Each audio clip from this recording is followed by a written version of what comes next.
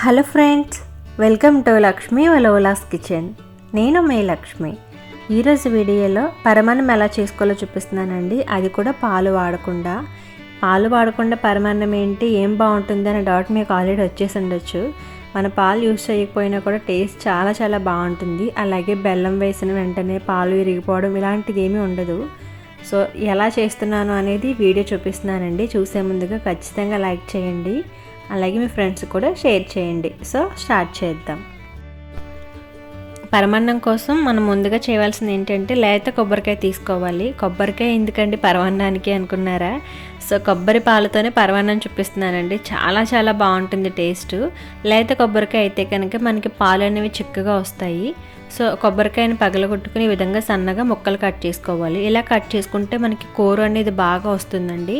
So ఇలా ముక్కలు కోసుకున్న ముక్కలు మిక్సీ జార్లో వేసుకుని పచ్చగా గ్రైండ్ చేసుకోవాలి ఫస్ట్ కూరలాగా. అప్పుడు ఇందులో ఒక గ్లాస్ వాటర్ వేసుకొని మళ్ళీ మెత్తగా ప్యూరీలాగా గ్రైండ్ చేసేసుకోవాలి.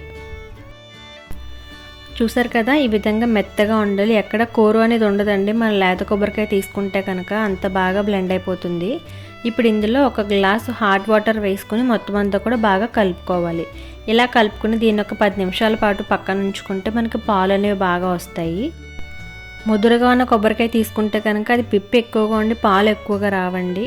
సో ఇప్పుడు పరమాన్నానికి వచ్చేసి ఒక బౌల్ తీసుకుని 1 కప్ రైస్ వేసుకున్నాను. మీ ఇంట్లో వాడే రైస్ ఏదైనా వేసుకోవచ్చు. వేసుకుని ఈ బియ్యాన్ని మనం ఒక 2-3 సార్లు శుభ్రంగా వాష్ చేసుకోవాలి. సో ఇలా కడుక్కున్న తర్వాత ఇందులో కొంచెం వాటర్ వేసుకుని ఈ బియ్యం కూడా ఒక 10 నిమిషాల పాటు నానబెట్టుకోవాలి. ఇప్పుడు వేరే బౌల్ తీసుకుని నేను ఆల్రెడీ ముందుగానే కొబ్బరికాయ గ్రైండ్ చేసుకుని హాట్ వాటర్ వేసి ఉంచాను కదండి. ఆ బౌల్ పైన ఒక కాటన్ ఏదైనా క్లాత్ వేసుకోవాలి. వేసుకుని మనం గ్రైండ్ చేసుకున్నంతా కూడా ఒకసారి స్పూన్తో కలుపుకొని అప్పుడు ఆ లిక్విడ్ని ఇందులో వేసుకోవాలి. వేసుకుంటే మనకి ఆ కొబ్బరికాయ పిప్ప అంతా కూడా క్లాత్లో ఉండిపోయి పాలు అనేవి బౌల్లోకి వచ్చేస్తాయి. ఈ పాలు చాలా చిక్కగా వస్తాయండి. ఇలాంటి చిక్కని కొబ్బరి పాలతో పరమాన్నం చేసుకున్నా లేదా కొబ్బరి పులావ్ చేసుకున్నా కూడా టేస్ట్ చాలా బాగుంటుంది. సో చూసారు కదా, మనం అన్నీ కూడా పిండేసుకుంటే పాలను ఈ విధంగా వచ్చేస్తాయి. ఇప్పుడు మళ్ళీ ఈ పాలను నేను మిక్సీ జార్లో వేసేసుకున్నానండి. వేసుకొని ఇప్పుడు అదే బౌల్లో నేను బియ్యం తీసుకున్న కప్పుతోనే కొలుచుకుంటున్నాను. సో ఈ కప్పుతో బియ్యం తీసుకున్నాను కాబట్టి ఇప్పుడు అదే కప్పుతో 3 కప్స్ పాలు ఉండాలి. ఒకవేళ 3 కప్స్ పాలు రాకపోతే కనుక 2 కప్సే వస్తే మిగతాయి మనం వాటర్ కూడా యాడ్ చేసుకోవచ్చు. సో నాకైతే 3 కప్స్ పాలు వచ్చాయండి. ఒకవేళ ఎక్స్ట్రా ఏమైనా కొద్దిగా ఒక 1/2 కప్పు 1/2 కప్పు వచ్చినా కూడా యాడ్ చేసేసుకోవచ్చు, పర్వాలేదు. సో నాకైతే 3 కప్పులు అలాగే ఒక 1/2 కప్పు పాలు వచ్చినాయి, అవి తీసుకున్నాను. ఇప్పుడు మందంగా ఉండే బౌల్ పెట్టుకోవాలి పరమాన్నం వండుకోవడం కోసం. ఆ బౌల్ పెట్టుకుని ఇందులో నేను తీసి ఉంచుకున్న పాలు వేసుకున్నాను. అలాగే 1 కప్పు వాటర్ కూడా యాడ్ చేసుకున్నానండి. అంటే 1 కప్పు బియ్యానికి పాలు నీళ్లు కలిపి 4 కప్పులు ఉండాలి. అలా అయితే కనుక బాగా ఉడుకుతుంది. ఈ పాలని హై ఫ్లేమ్లో ఉంచుకొని మరిగించుకుంటే ఈ విధంగా పొంగు వస్తుందండి. పొంగు వచ్చిన తర్వాత మీడియం ఫ్లేమ్లో పెట్టుకొని మనం కడిగి ఉంచుకున్నాం కదా బియ్యాన్ని, నానబెట్టుకుని ఆ బియ్యం వాటర్ రాకుండా ఓన్లీ బియ్యం మాత్రమే వేసేసుకోవాలి. వేసుకుని ఒకసారి అంతా కూడా బాగా కలుపుకోవాలి. ఈ విధంగా కలుపుకొని మనం లో ఫ్లేమ్లో ఉంచుకుని 10 నుంచి 15 నిమిషాల పాటు మూత పెట్టి బియ్యాన్ని బాగా ఉడికించుకోవాలండి. కొబ్బరి పాలలో ఉడకడం కాబట్టి బియ్యం ఉడకడానికి కొంచెం టైం పడుతుంది. అలాగే అడుగంటుతూ కూడా ఉంటుంది. అందుకోసమే మందంగా ఉన్న ప్యాన్ అయితే కనుక అలా ఉండకుండా బాగా ఉడుకుతుంది. సో 15 నిమిషాల పాటు ఉడికించుకున్న తర్వాత మూత తీసుకొని చూస్తే రైస్ అనేది బాగా ఉడికిపోయిందండి. మీకు కూడా చూపిస్తాను, ఒకసారి చూడండి. మనం పట్టుకుంటే బాగా మెత్తగా అయిపోవాలి. పరమాన్నానికి రైస్ అనేది ఎంత మెత్తగా అయిపోతే అంత బాగుంటుంది పరమాన్నం. సో ఇలా ఉడికిన తర్వాత ఇందులో 1 కప్పు బెల్లం తురుము యాడ్ చేసుకుంటున్నాను.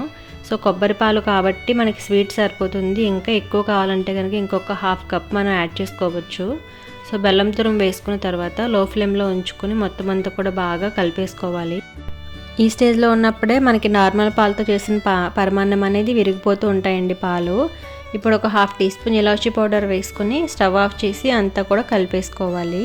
ఇప్పుడు మనం ఈ బౌల్ని కిందన పెట్టేసుకుని వేరే ప్యాన్ పెట్టుకోవాలండి. ఇందులో ఒక 1 టీ స్పూన్ నెయ్యి వేసుకొని కరిగించుకోవాలి. నెయ్యి కొంచెం కరిగిన తర్వాత ఒక 1/2 కప్పు జీడిపప్పులు వేసుకుని వేయించుకుంటున్నాను. ఇవి కొంచెం వేగిన తర్వాత కిస్మిస్ కూడా వేసుకుని 2 కలిపి వేయించుకుంటే కనుక ఈజీగా ఉంటుంది. ఇలా వేగిన తర్వాత మనం ముందుగా పరమాన్నాన్ని ఉడికించి ఉంచుకున్నాం కదా, అందులో నెయ్యితో సహా వేసేసుకుంటున్నాను.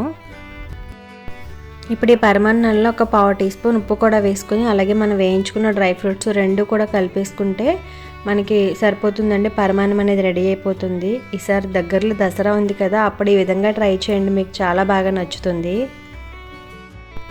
అంతేనండి, కొబ్బరి పాలతో పరమాన్నం అనేది రెడీ అయిపోయింది. మీరు కూడా ట్రై చేసి మీకు కూడా నచ్చితే కనుక ఖచ్చితంగా వీడియోకి లైక్ చేసి మీ ఫ్రెండ్స్కి కూడా షేర్ చేయండి.